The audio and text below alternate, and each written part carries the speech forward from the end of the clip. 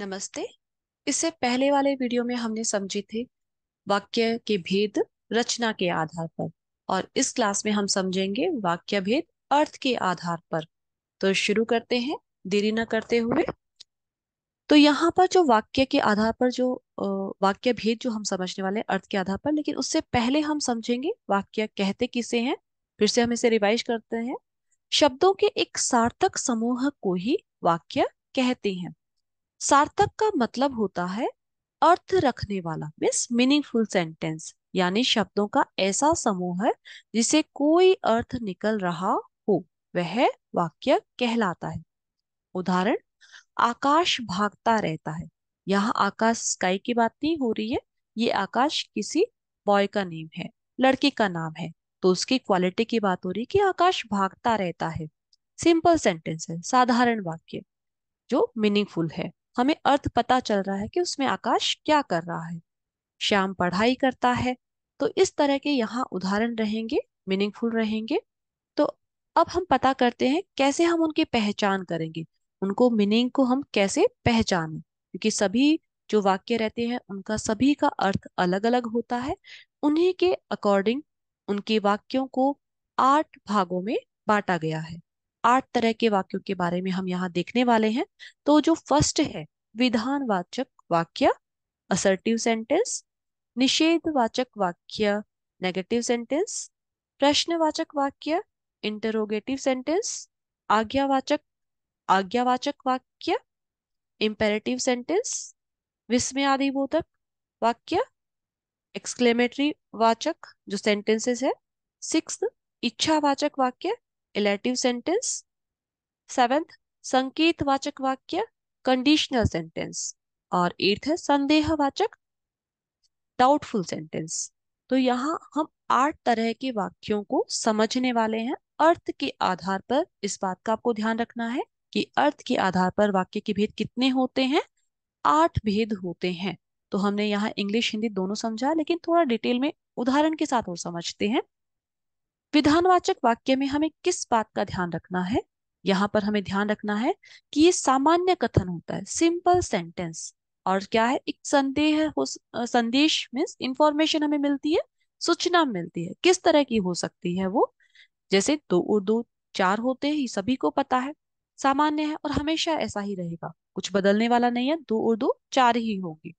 भारत एक देश है, चीनी मीठी होती है। तो इन उदाहरणों से हम समझ सकते हैं कि इस तरह के जो वाक्य हैं वो विधानवाचक वाक्य रहेंगे, जिसमें सामान्य कथन आते हैं, कोई सूचना हमें प्राप्त होती है। दूसरा तरह का निषेधवाचक वाक्य। निषेध मीन्स मना करना, नकारात्मकता का भाव हमें इसमें आ रहा है।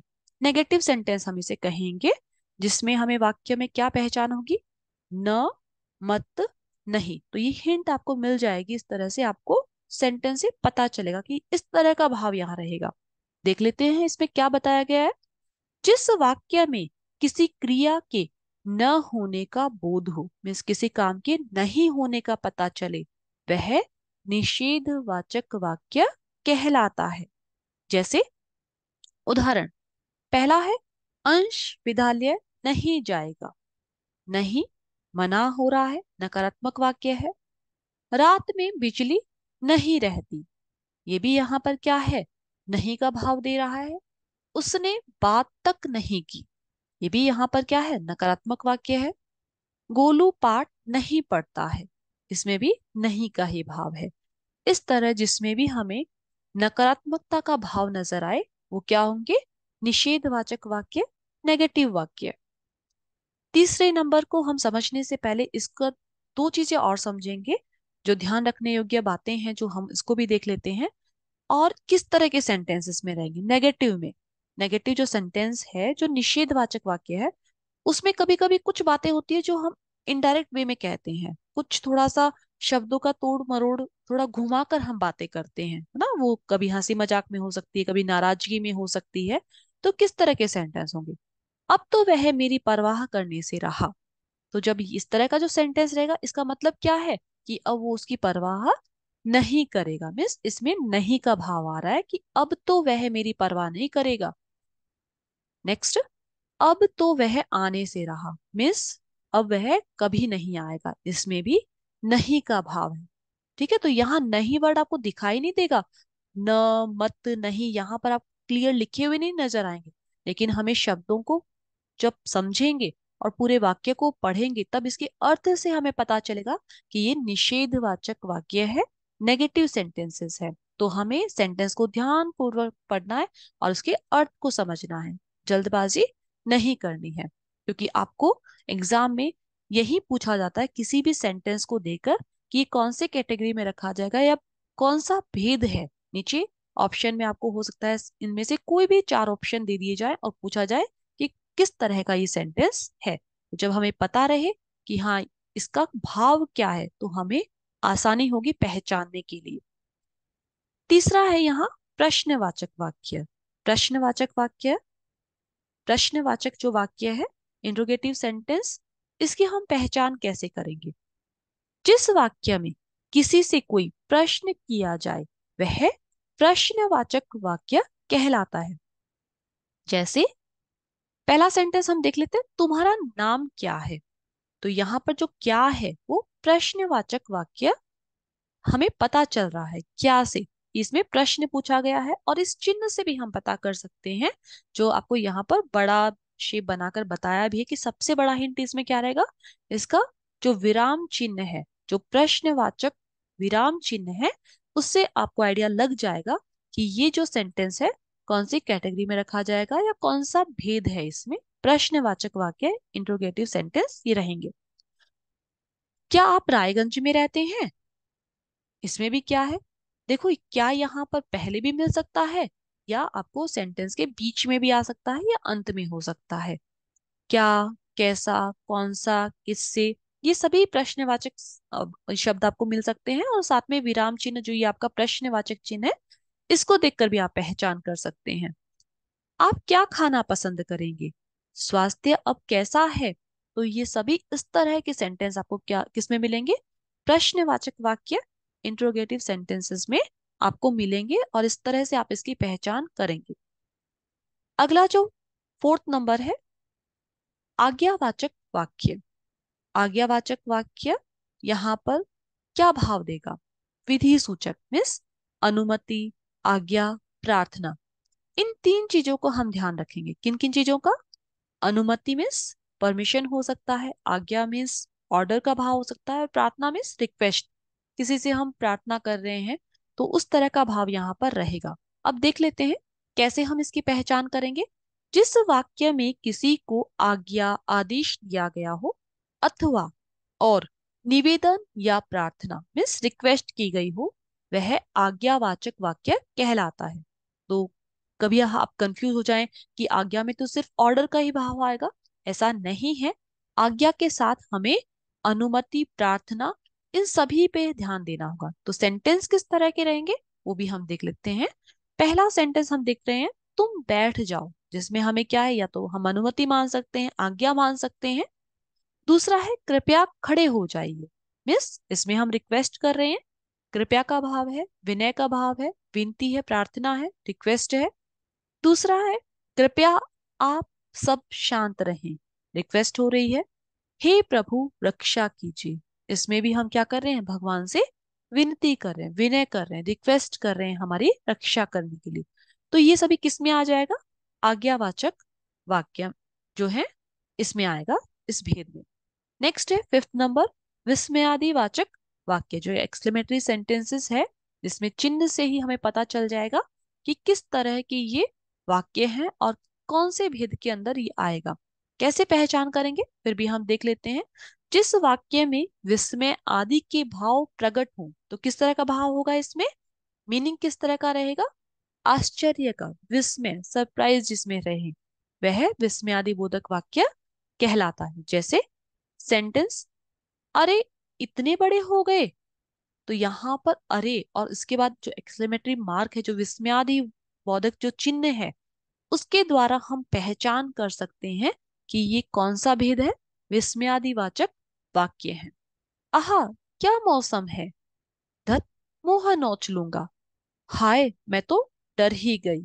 तो हाय, धत, आहा, अरे, ओफ, ये सभी जो इस तरह के शब्द रहेंगे उसके बाद जो चिन्ह रहेगा यही विस्मयादि वाचक वाक्य रहेंगे, एक्सक्लेमेटरी सेंटेंसेस रहेंगे। 6 नंबर, इच्छावाचक वाक्य। जो इच्छावाचक है उसमें हम कैसे पहचान करेंगे? तो आपको इच्छा से समझ लेना चाहिए जिसमें विश हो, कोई कामना हो, जिसमें कुछ इच्छा प्रकट की गई है। तो जैसे अपने व दूसरे के लिए इच्छा हो सकती है, आशीर्वाद भी हो सकता है, अभिलाषा भी हो सकती है। तो यहाँ हम कैसे पहचान करेंगे? जिस वाक्य में किसी की मनोकामना, मंगल कामना या आशीर्वाद प्रकट हो वह इच्छावाचक वाक्य कहलाता है। उदाहरण से समझ लेते हैं। पहला उदाहरण है, काश मेरे भी पंख होते। जैसे हम सभी आशा करते हैं ना कभी बर्ड्स को देखकर कि काश हमारे भी पंख होते पक्षियों की, जैसे हम कभी उड़ जाते। तो काश, काश मीन्स हम अपनी इच्छा प्रकट कर रहे हैं, वहां विश है कि हाँ ऐसा काश होता। दूसरा है, आपकी यात्रा मंगलमय हो। जब कोई जर्नी कर रहा है, लॉन्ग जर्नी पे जा रहा है और हम उसे क्या कहते हैं, हैप्पी जर्नी, है ना। तो वही जो मंगलमय, हम अच्छे की जो इच्छा रख रहे हैं, अच्छे रहने की जो कामना कर रहे हैं, वही किस में आ जाएगा, इच्छावाचक में। ईश्वर तुम्हें दीर्घायु करे। जब हम अपने बड़ों के जो पैर छूते हैं तो हमें वो ब्लेसिंग्स देते हैं, आशीर्वाद देते हैं कि ईश्वर तुम्हें क्या रखे, दीर्घायु रखे, मीन्स लंबी उम्र तुम्हें प्रदान हो, लंबी आयु मिले। नव वर्ष की बधाइयां, और न्यू ईयर पे हम हैप्पी न्यू ईयर जो कहते हैं, उसी के लिए जो हम इच्छा रख रहे हैं, कामना कर रहे हैं कि आपका वर्ष क्या रहे, अच्छा रहे, नया साल अच्छा रहे। तो यहाँ इच्छावाचक वाक्य के अंदर ये सभी आएंगे। तो इनको मैं समझ सकती हूँ कि ये आपके लिए बहुत आसान रहेगा ना सभी से। नेक्स्ट है 7 नंबर, संकेतवाचक वाक्य। कैसे पहचानेंगे? जिस वाक्य में किसी एक क्रिया के होने पर ही दूसरी क्रिया के होने का संकेत हो वह संकेतवाचक वाक्य कहलाते हैं। मीन्स यहाँ पर जो दूसरी क्रिया हो रही है पहले सेंटेंस में जुड़ा रहेगा। कैसे? शर्तवाची रहेंगे वाक्य, हेतुवाचक वाक्य हो सकते हैं, और आश्रित वाक्य। मीन्स पहले वाला सेंटेंस से जुड़ा होगा, दूसरा वाला सेंटेंस पहले वाले पे डिपेंड रहेगा कि क्या हो रहा है।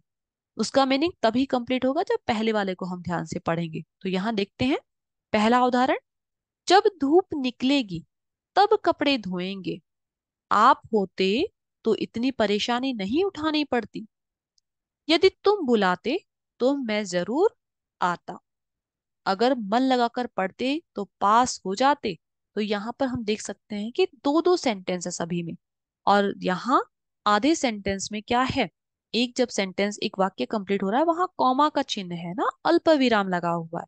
इससे भी हम इसकी पहचान कर सकते हैं ना। तो ये हिंट आपको ध्यान रखनी है, और यहाँ पर सेंटेंस किस तरह के हैं वो भी आपको ध्यान रखना है। आगे बढ़ते हैं। 8 नंबर, लास्ट जो अर्थ के आधार पर जो वाक्य भेद है उसमें अंतिम जो है यहाँ पर संदेहवाचक वाक्य। यहाँ पर स्पेलिंग ठीक कर लेना, संदेहवाचक ये यहाँ पर सही है।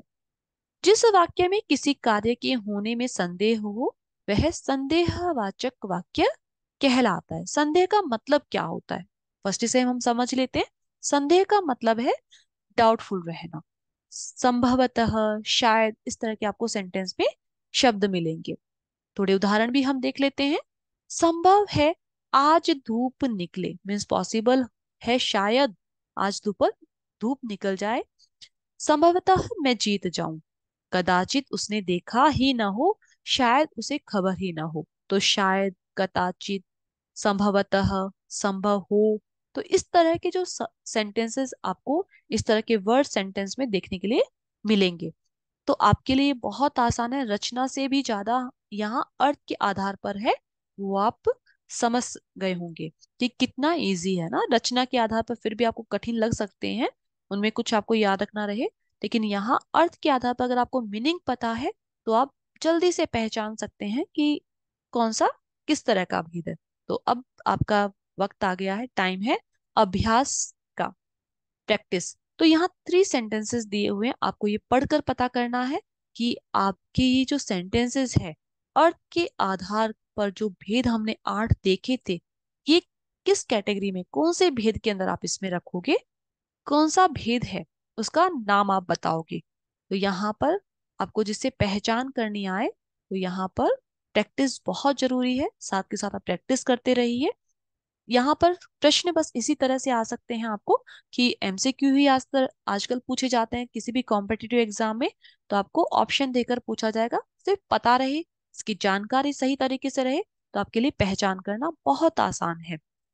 धन्यवाद। मैं आशा करती हूँ आपको ये सभी अर्थ के आधार पर जो भेद हैं वो अच्छे से समझ आ गए होंगे। अगर आपको वीडियो अच्छा लगे तो please like, subscribe and share कीजिए।